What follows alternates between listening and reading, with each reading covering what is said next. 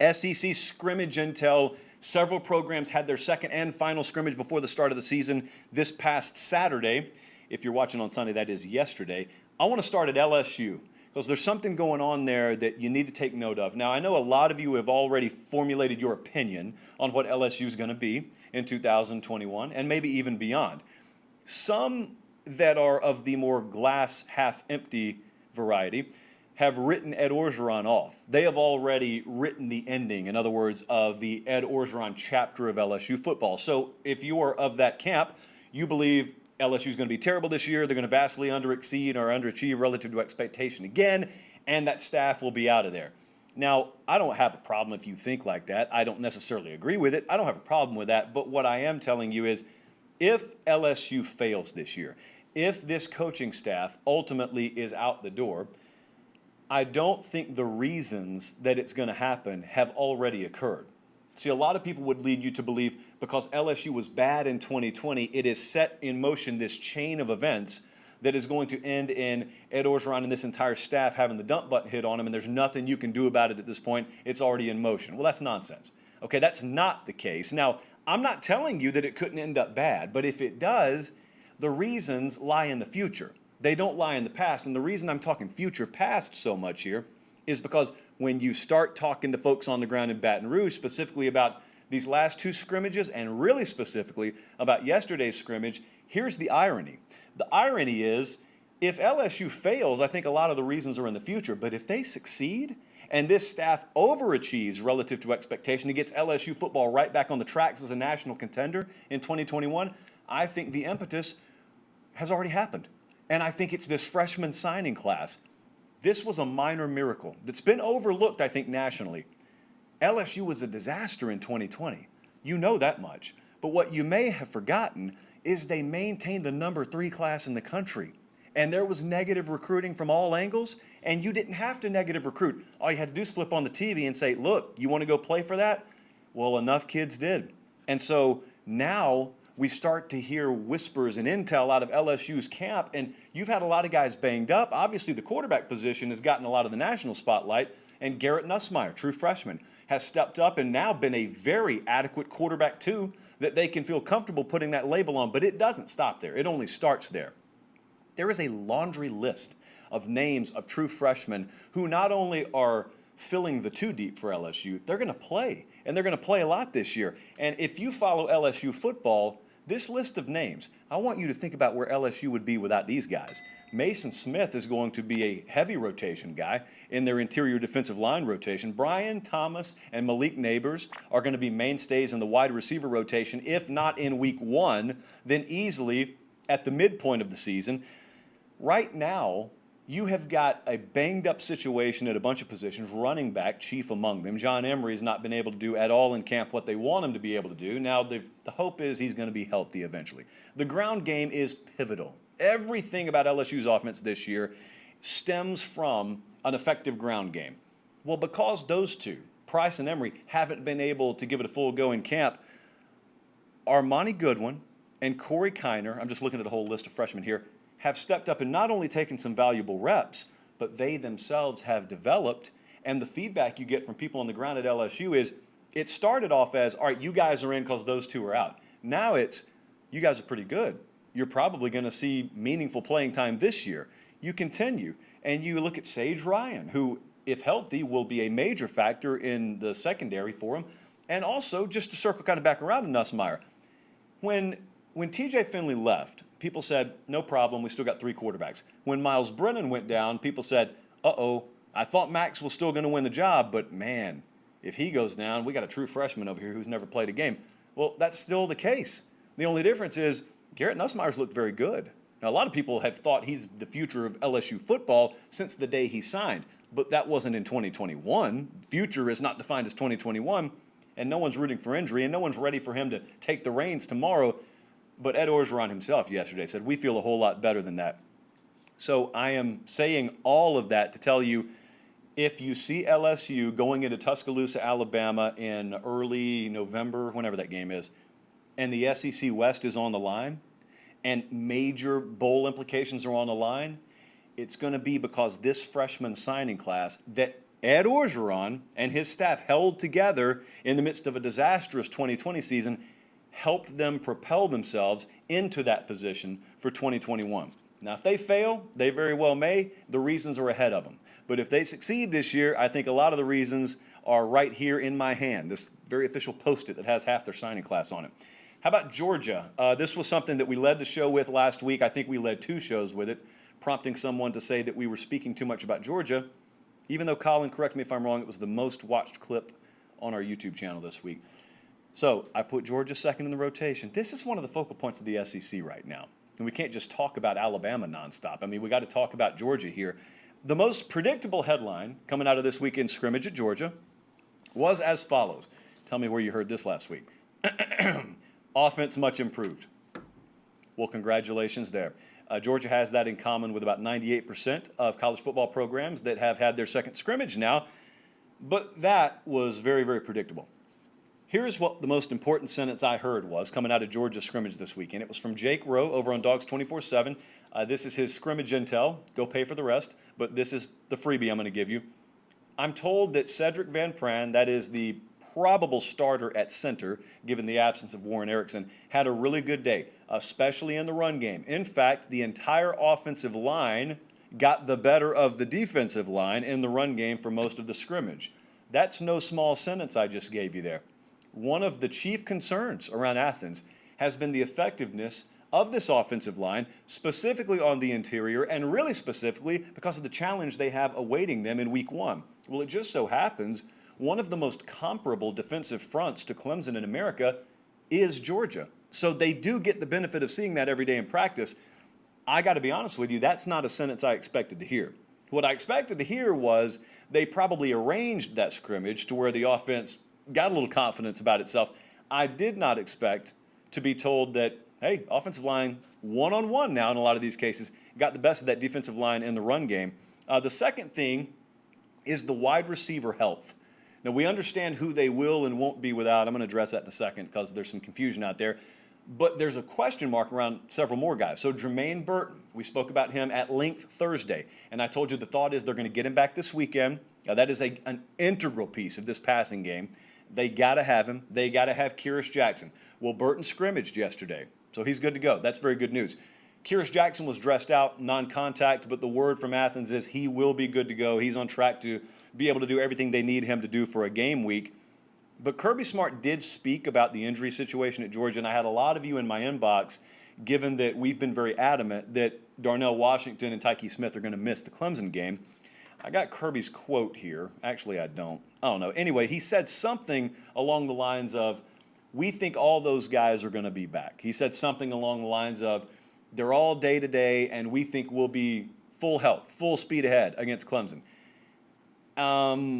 You asked my opinion, I'm telling you, no, I don't think Darnell Washington's playing against Clemson. No, I don't think Tyke Smith is playing against Clemson. However, the other names we just mentioned, yeah, I do think there's a very good chance those guys do. And Georgia can beat Clemson with that rotation on the field. So that's the latest out of Athens. Now we shoot over on I-20. Let's take it about 2.5 hours. Let's go to Tuscaloosa, Alabama. We need to talk about a freshman wide receiver. If we had frozen ourselves in a cryogenic chamber after the spring game, and then we unfroze ourselves today, and we said, hey, we're going to be talking about a freshman wide receiver on the show tonight, we would have thought Agiye Hall, right? And he's not had a bad fall camp. But that's not the freshman wide receiver that's been the biggest standout. I talked to several people who were at this scrimmage yesterday, and what I always like to do is I don't tell other people I have spoken to their friends or other people who were at the scrimmage, because what I want is independent feedback. And so I'll ask, who stood out? And there were a variety of other names behind number one, but the number one name off of everyone's lips who were at the scrimmage yesterday, JoJo Earle. JoJo Earle is a true freshman who was not an early enrollee. He was not there in the spring, at least on the field. And so we kept being told when Earle gets on campus, that's going to be a difference maker. Tim Watts, who runs the Bama Online site, he has been adamant about that name. Now, the problem with Watts is he's adamant about a lot of stuff that's ridiculous. And so I have to really have a fine filter on what he tells me. But, man, he's been adamant about JoJo Earle. And I think he has been right in this case. JoJo Earle, there's no way they're keeping him off the field. I don't know if it's going to be punt return early and then spot duty at receiver. I don't know if he's just on the field in week 1 and he shines.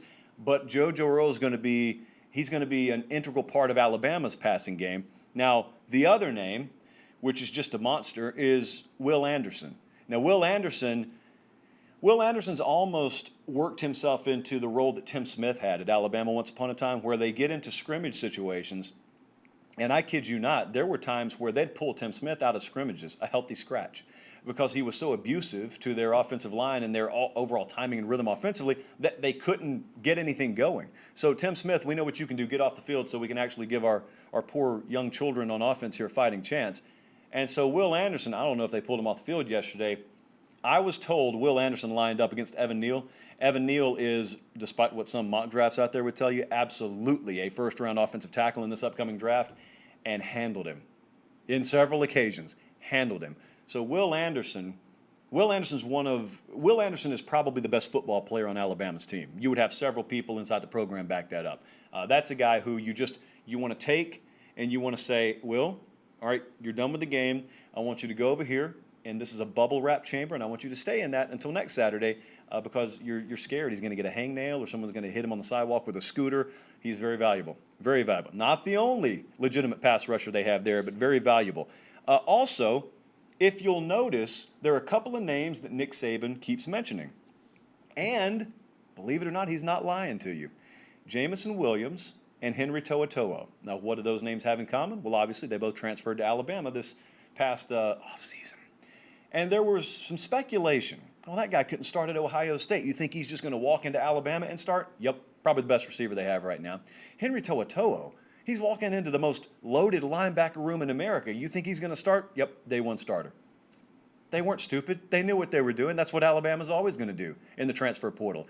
They are going to have, when I say the bottom of their roster, I don't want to be disrespectful. They're going to have some good players that can't crack the rotation there, exit the program, and then they're going to cherry pick some of the best players in the nation that want a shot to play for the best and didn't originally commit to them, and that's how it's going to work. So, as usual, Nick Saban pretty prophetic about that.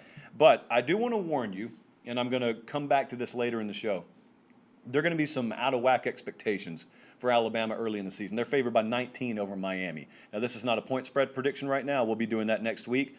This is not going to be an offensive buzzsaw of a team coming out of the gate. They're going to be good. I'll probably have them rated as my number one team in the country. But you need to understand something. Nick Saban, in fact, here's a quote. I think it's going to be a bit of a work in progress with this group, the wide receiver group. But I do think we have enough talent there to have some really good players that can play fast and be explosive. Translation, we're going to eventually be a very effective passing game. But two things that you hear from people who are close to Alabama is Bryce Young's very good, receiving core very good. There's a lot of green about them, obviously. But the thing that made them so lethal last year was the timing and the rhythm. Yes, you had all the tools there too, and yes, they were so versatile. But the timing and rhythm, you never even saw a receiver have to break stride. And talking to a couple of folks at that scrimmage yesterday, it's not that Bryce Young's not making the throws. Like you and I can complete the same 15-yard throw in the air. But if your receiver gains 30 yards after the catch and mine is tackled immediately, it may be because mine had to stop and reach across his body to catch a ball that was just thrown a little bit behind him, whereas you hit yours in stride. That is the difference, in some cases, between shaving 10 points per game off your average, because you can't quantify it. You never know what precise timing and rhythm means to the overall point total of a game. And I'm telling you that to tell you, if you don't see them carve through Miami like a knife through hot butter in week one, don't go out sounding alarm bells. They're going to be good, but it's not going to be like that right off the bat. It's not like they just reload. I know that's a popular talking point, but in reality, you don't reload and continue on the path that they were on last year. So it'll take some time. They'll be pretty good, though. I think Bama will be pretty good. And lastly, in the SEC, I wanted to talk about Arkansas for a second. Bruce Hornsby is one of my favorite musicians of all time. No relation here that I know of, but Malik Hornsby is an interesting name to watch at Arkansas. He had a huge scrimmage yesterday, so he had big numbers, but scrimmages can lie to you sometimes. So I'm not even making these statements just correlated with this scrimmage. This is a former guy who was a top 100 player per the 24/7 Sports player rankings. Not five-star quite, but he was the number 5 overall dual-threat quarterback. KJ Hill is the starter for them, and that's not in question. But if you listen to Sam Pittman and you listen to people close to Arkansas talk about Malik Hornsby, I I very strongly believe there's going to come a time, maybe early in the season, where they have design packages for him. That's always popular to say. But I mean really part of their game plan. I don't mean if things go sideways and they can't move the ball, let's throw him in there and see if he can do something. I don't mean in garbage time. I mean competitive game. We decided we were going to do this. It's part of our game plan. We're throwing him out there. He is electric. He can fly. He is not a precision passer right now. Got a big arm, but he's not a precision passer right now. But he can give them such a different element that I think Arkansas can use to help them win football games. And the other thing that you need to know about Arkansas is this is a criminally underrated team right now. Everyone has got them discounted, maybe because they just don't know how to properly interpret how good the team is, but mainly it's because they look at the schedule. And the schedule's insane, but you don't rate a team's effectiveness and you don't rate a team's power based off the schedule. Because the fact of the matter is, if I gave them Coastal Carolina's schedule, they would be favored in all 12 games. And all of a sudden, people would take them seriously. Arkansas has got an exceptional culture. They love the internal dynamic right there. Sam Pittman is a guy everyone wants to play for. He has got a locker room that'll go over the cliff for him. And I want to tell you, I know the point spreads may lie to you and say otherwise, that Texas game in week 2 and when they play Texas A&M in Dallas in week 4, those are going to be knife fights. There'll be dogs in both of them. Those will be knife fights. And there's a lot of confidence that they can not only win one of those, but win both of them. And when you look at that schedule in totality, I know it looks daunting. But see, you don't play a schedule on Saturday. You play one football team on Saturday. So when Arkansas plays Texas, they just got to beat Texas. And there's going to absolutely be a path there. When they play A&M, they just got to beat A&M. A&M's not going to run them out of the building. They probably won't have the offense to do that at that point in the year. Arkansas, really good complementary team. Probably a little bit better in terms of overall quality this year, even though it's being discounted nationally. But the culture, the sum being greater than maybe the individual parts, that'll be the name of the game with Arkansas this year. So just keep an eye on them. I think it's a really underrated team.